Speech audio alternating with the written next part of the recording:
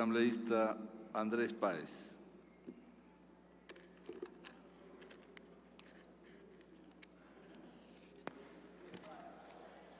Señor presidente y colegas legisladores, yo insisto en que las generalizaciones se han vuelto un mal endémico en el país y creo que hablar de los rectores de las universidades en plural y con un criterio generalizante le hace un flaco favor al Ecuador y entorpece una discusión que debería ser absolutamente transparente. No hay duda de que en el país hay de todo, pues en materia de universidades. Hay buenas universidades y hay otras que no lo son. Hay universidades que están a la altura de los desafíos del mundo contemporáneo y otras no lo están. Y no veo razón alguna de que no seamos objetivos en determinar de que efectivamente es así. No se puede tampoco pensar que todas las universidades están en niveles académicos de alta solvencia, como sería deseable para el Ecuador. Eso no es verdad. Tampoco se puede poner a todas en el mismo saco. Hay universidades buenas, hay universidades malas. Por eso yo creo que es bueno el propósito de buscar mejorar la calidad de la educación universitaria, de hacer que esa educación sea universal, democrática, nacional, científica, que son las aspiraciones históricas de la universidad ecuatoriana. Pero también creo que es importante conservar garantías para que la iniciativa particular pueda seguir incidiendo en la educación universitaria y que no esté subordinada a intereses puntuales de carácter político. Yo creo que aquí se han discutido muchos temas ya de manera puntual sobre el contenido del proyecto de ley. Pero a mí me parece que no debemos dejar de advertir nunca, y menos en este tema, el telón de fondo que está detrás de la ley de educación propuesta. Porque esta ley lo que expresa en definitiva es la filosofía, el propósito del oficialismo, el propósito del gobierno y su particular punto de vista, no solo sobre la universidad, sino sobre la sociedad en su conjunto. Y claro, mientras se tenga la propuesta o mientras se busque como objetivo una sociedad de carácter disciplinario, en donde el objetivo sea controlar absolutamente todas las instancias y no dejar absolutamente nada por fuera de ese control, entonces ahí se explica el contenido de varias disposiciones de esta ley, sin que todas sus disposiciones sean malas, porque creo que hay disposiciones que han sido muy bien formuladas y que de alguna manera podrían incidir en encontrarle un mejor camino a la universidad ecuatoriana.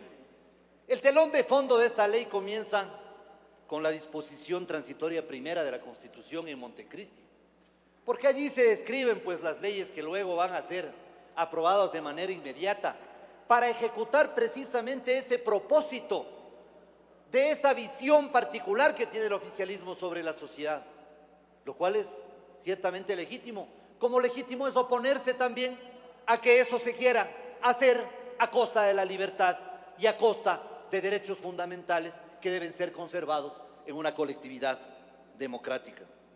Basta con leer el artículo 353, primer numeral de la Constitución, para corroborar las afirmaciones que estoy haciendo con su anuencia, señor presidente.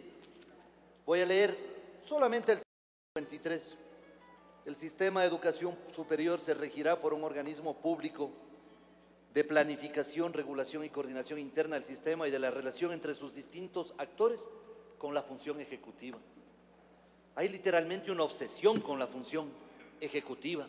Se piensa que en la función ejecutiva hay una infalibilidad. Y bueno, si es que hay quienes creen eso, es legítimo también. Pero hay quienes pensamos que no es así. Y se confunde función ejecutiva con función pública. Se confunde función ejecutiva con Estado. Se confunde función ejecutiva con nación y se pretende imponer una visión desde Carondelet a absolutamente todos los espacios de la vida ciudadana, incluso los claustros universitarios, que incluso sin pertenecer al Estado ni tener financiamiento del Estado, deberían conservar la autonomía necesaria para su sostenimiento. No creo que la universidad ni debe estar subordinada, ni tampoco debe ser un feudo de politiquería y de violencia como en algunos casos ha sido, y así hay que decirlo, abierta y explícitamente, porque la universidad ha sido usada por ciertos personajes para conservar cuotas de poder. Pero tampoco podemos comprender que se pretenda una subordinación de la Universidad Ecuatoriana, porque universidad significa universalidad del pensamiento, y la universidad significa que todos tenemos derecho a ir a ella para adoptar o adscribirnos a una postura del pensamiento sin necesariamente estar subordinados a ninguna corriente que tenga un índole gubernamental más que de carácter ideológico. Por eso se explica precisamente la autonomía. La universidad es autónoma en la medida de que es la fuente y la cuna del pensamiento y de la deliberación científica para que cada uno pueda adoptar una postura. Ni subordinación, ni feudos de violencia y politiquería, ninguno de los dos le hacen ningún favor a la nación y por el contrario, lo que marcan es un macabro camino de destrucción de la universidad ecuatoriana. Creación de una serie de organismos que no están en la Constitución, directorios, comités asesor, secretarías técnicas. ¿De qué sirve esto si en el fondo aquí se refleja la pretendida injerencia del Ejecutivo en la educación universitaria cuando se habla de un organismo en donde la mitad son 5 delegados del Ejecutivo? Yo me pregunto, ¿cómo así? ¿A título de qué? ¿Cómo así 5 delegados del Ejecutivo?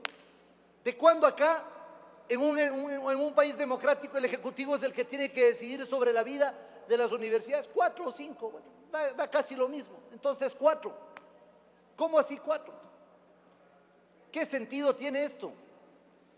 Ningún otro que no sea cumplir con ese propósito en el cual se confunde al poder público con el poder ejecutivo y se confunde el interés individual con el interés colectivo. Claro que deben haber reglas para todas las universidades, como decía el colega Bustamante el día de hoy, claro que sí.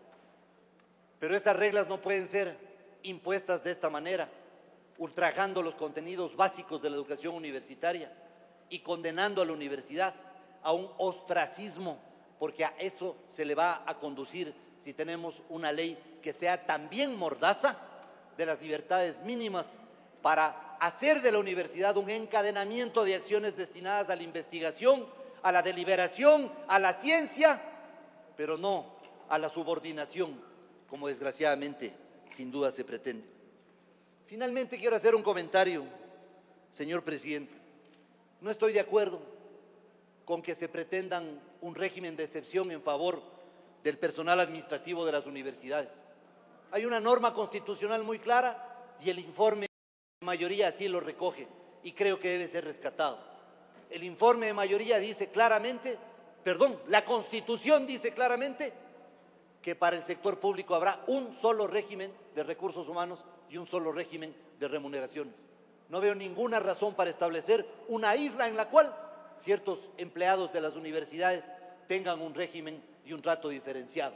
No veo razón, no veo motivo, no veo justificación y creo que en eso obra bien el informe de mayoría. Y sobre la oferta de las universidades que tanto se ha mencionado el día de hoy, yo, por ejemplo, creo que está muy bien que haya una carrera que diga diseño de joyas. Claro que está muy bien, pues. Si en varias universidades del mundo se oferta esa carrera, que es muy cotizada para muchos latinoamericanos que han venido a hacer acá su profesión luego de la instrucción recibida. Eso obedece a la división social del trabajo, al dinamismo de una sociedad que ha ido estratificándose y que por lo tanto ha ido generando una serie de nuevas actividades que necesitan una profesionalización. Yo no creo que se deba condenar el diseño de joyas o el diseño de modas o cualquier otro tipo de carrera que en un momento determinado incida en las ofertas curriculares. Resta un minuto. Gracias, señor presidente. Por eso, no me parece que el asunto vaya por allí. A mí me parece, señores legisladores, que hay que discutir las normas, pero no dejemos de discutir el problema de fondo, que es la intención que de esta ley, junto con otras señaladas en la disposición transitoria primera de la Constitución, se pretende articular un Estado, un gobierno, una gobernabilidad en la cual verdaderamente las libertades y los derechos no serán privilegiados. Gracias, señor presidente.